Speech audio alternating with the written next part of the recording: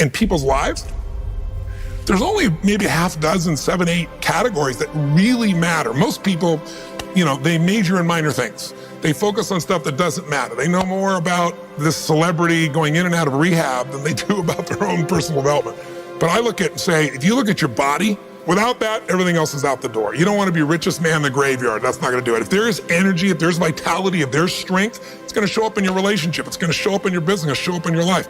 That's an area you got to master. You can't dabble. It's too important. Emotions are everything.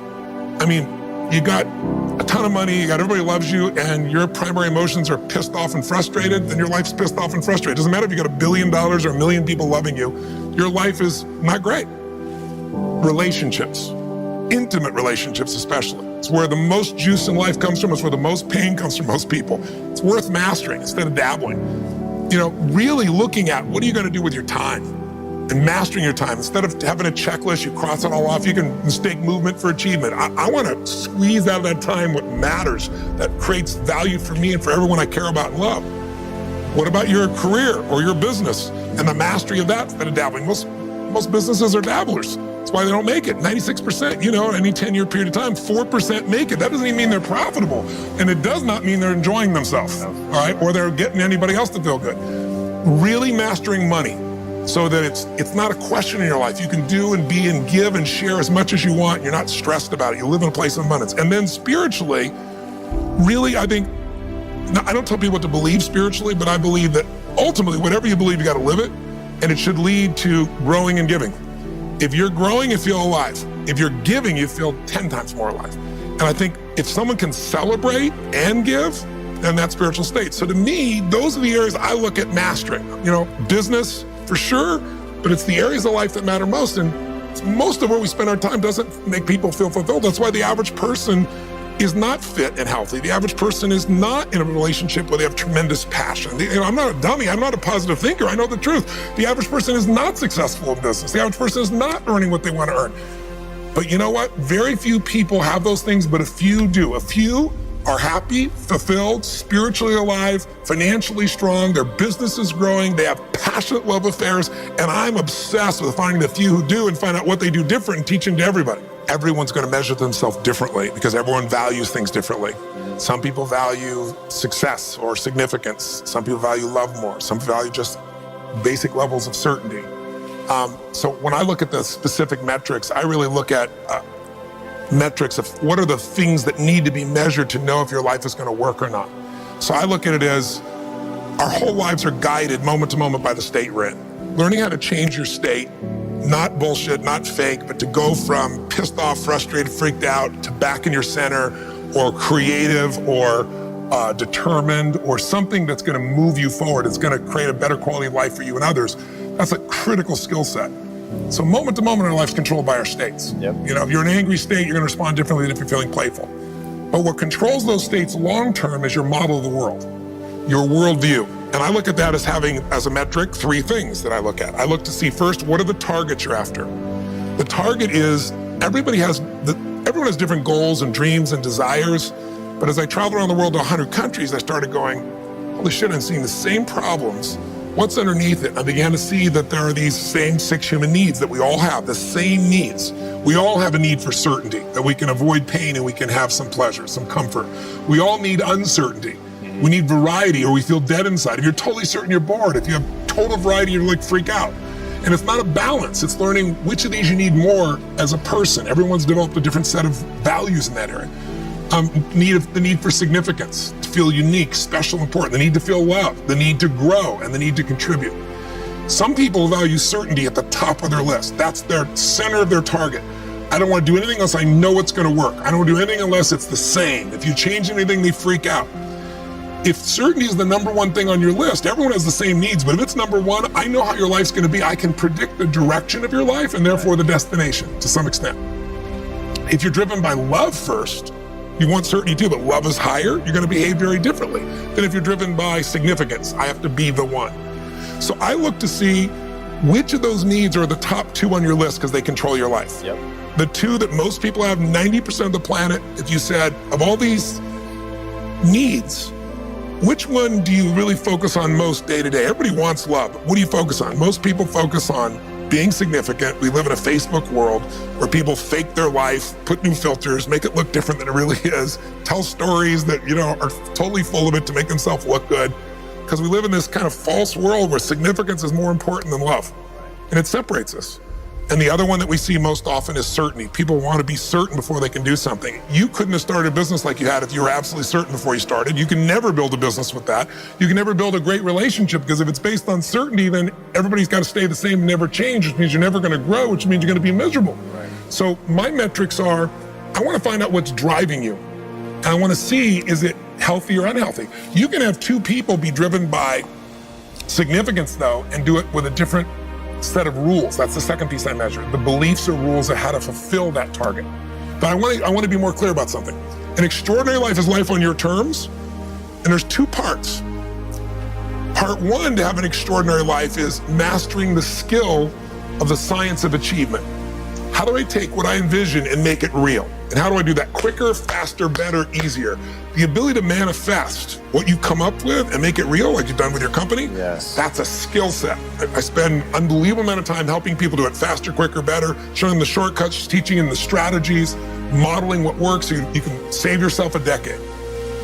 But I would submit to you that having done this for 38 years with, 50 million people at this stage, I can tell you that the science of achievement, there are a lot of people that are damn good at that, and they still don't have an extraordinary life.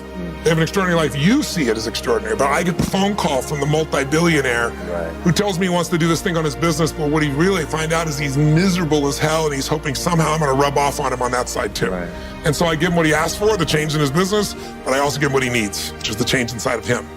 So the second skill is the art of fulfillment. If you want an extraordinary life, you can't just achieve, you got to be fulfilled. As simplistic as that sounds, but it's an art. It's not a science. Sure. It's a science to making money, come on. Any age, any color, any background, any gender, if you do these things, you'll have an abundance of money. You do these things, you're gonna have too much month at the end of the money. You're gonna have financial stress, right? Body. Everyone's biochemically different, but you and I both know there's fundamental rules, laws. There's a science to the body. You violate that science, you're gonna have disease, you're gonna have low energy. You align with that, you're gonna have an abundance of energy. It's gonna affect everything in your life. It's a science. Fulfillment's not like that. Fulfillment is as different as our human beings. You wanna know what God or the universe likes? Look at the jungle, look at the forest. Right. It's diverse, right? So most people think, well, I wanna get that, because they've been modeling somebody else, and that might work on how to achieve something. It'll never work for what to fulfill you. How many people you know, like you, got what you thought you wanted and you weren't fulfilled? Right. And that, I always tell people, success without fulfillment is the ultimate failure. The ultimate failure. Because if you go at something and you fail and you're an achiever, you don't fail. You go, I learned something, I'll just try something else. Right. I'm gonna still get there. But when you succeed and you're not happy, so a perfect example of this, I mentioned in the seminar you were there because it hit me about a year and a month ago, we lost what I consider a national treasure, Robin Williams. And I asked people, how many of you love Robin Williams? Everybody raised their hand all around the world, right? He made people laugh, people were touched by him. So how good was he at the science of achievement? I mean, he wanted to be a great comedian and make the whole world laugh, he did. He wanted to have his own TV show, he did. He wanted the #1 show, he did it. He wanted to make movies, he did. He wanted to have an Academy Award for not being funny. Dramatic, and he did it, right? He did it, yeah. He said he wanted a beautiful family. He achieved everything, and he hung himself. That's crazy. And I know recently someone's saying, well, he had dementia, he had drug abuse, he had alcohol abuse most of his life because he made everybody happy but whom? Himself. That's the ultimate failure. So if I had no other message to offer your viewers, and you let me give it to them right now, I'll tell you what I believe. I believe our lives are controlled by one force, decisions. I certainly believe in force greater than myself, call it God if you will, grace, whatever you want to call it, the universe. But I also believe it gives us choices. And the decisions we make control us much more than the conditions we meet. It's not the conditions, it's your decisions. Decisions of what to believe, decisions what to do, decisions what to give. I say to people, think about, look back 10 years ago, 5 years ago, 15 years ago, and think of a decision you made. That if you would have made a different decision, you'd have a totally different life today. Better or worse, I don't know, but totally different. The most important decision you can make above any on the face of the earth is deciding that no matter what happens in your life, no matter what happens, you're going to live in a beautiful state. The decision to say, I am not going to suffer, that if suffering arises, pain's one thing, suffering's another. Suffering is when you're like, suffering could be worry, it could be anger, it could be frustration. It's anything that takes you out of a beautiful state. And here's what people don't get. You can end suffering by stop focusing on yourself and focus on something you want to serve greater than yourself. Your children, your wife, your mission, your life. You can get out of it in an instant because the nature of the human mind is to constantly compare things. Your mind, your brain is a 2 million year old device, and it is not designed to make you happy. It's designed to make you, it's designed to make you survive. Right. And that's why it's always looking for what's wrong. But it used to be what's wrong, a saber-toothed tiger, so I can protect myself. Now people are worried about what people think about them, or do they have enough money?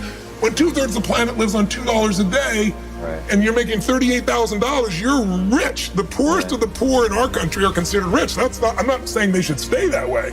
Right. But you can only build on success. My goal would have you consider something. Life is short. We don't know how short it's going to be. But if you only had a week to live, I bet you wouldn't allow yourself to suffer over a little crap that makes you crazy normally. I think you would probably spend time with those you love. You would do what you love. You'd take awe in a sunset. You'd smell the air. You would take in everything in those final moments that you possibly do. So my thing is, why wait? Right? Why wait? Why not just decide that if I start to suffer, I know the solution, because suffering is me obsessing about me. You might say, it's not me, I'm worried about my kids because they're not doing well. No, you're worried that you haven't done enough for your kids. It's about you still, right? Yes. You know, you're worried about what was done or what you should have done or what shouldn't have done. And you can end that in an instant by becoming aware of it and saying, I have made the most important decision of all. Right. I'm gonna live in a beautiful state. Because here's what's gonna happen. Anybody watching, you may lose a family member, you probably will. Somebody may get cancer. Your business the government might change the rules. They might change things radically that you can't even do anything about it. You might go bankrupt. You might get divorced. I'm not saying anybody will, but no one knows what's gonna really happen in your life. Life's full of uncertainty, but here's what you can know. You can decide that no matter what happens, you could have a great time. If somebody like Viktor Frankl can be locked up in Auschwitz and come out of that and experience finding joy in the middle of Auschwitz, then human beings have a capacity they've undersold themselves on. We think that the outside world determines how we feel. If people have to behave a certain way, if your husband or your wife or your kids or your coworkers or whoever, your boss, has to behave a certain way for you to be happy, and if they don't, you're unhappy, then you're always gonna be unhappy, because the more people around you, the more they're gonna change that, because they're all human, right? My invitation is, as great as it is to achieve, more important to enjoy. Right. And if you can enjoy every moment in that state, when you're feeling loving and playful and passionate and curious and awe, you treat other people 100 times better than when you're feeling frustrated, pissed off, overwhelmed, worried, stressed, or feeling sorry for yourself. Right. You're gonna be a better parent, you're gonna be a better lover, you're gonna be a better business person, you're gonna have a better life. So my soliloquy is, decide. Decide today. And actually say, what if I cut it off? What if I said, I'm not willing to settle and I'm just gonna live in a beautiful state? Doesn't mean you won't feel bad, it doesn't mean you won't stay there. You instantly change. But what the hell is success? It's hitting an expectation. And I always tell people, man, trade your expectations for appreciation, and it's a whole new world instantly. If you can appreciate this moment, if you can't find ecstasy in this moment, in a conversation with a friend and looking in your wife's eyes, being with your children, going on a run, if you can't find ecstasy now, I'm here to tell you, more money, more people, more love, more business, more anything is not going to give you more ecstasy. If you can't do it here now, you're not going to do it there when you got more. So why not do it now and have a rich life right now? I tell people, money, that's one thing. Like having financial abundance, there's skills, that's a science. But wealth, it's a decision. It's like you can be wealthy right now. I live in Fiji a good portion of the time. There are these villagers there. They're the richest people I know. They're happy, they laugh, they love, they don't give a damn about the economics. Other people say they're poor. When I first went there, I was trying to do things for them. They're like, what are you talking about? I'm so happy.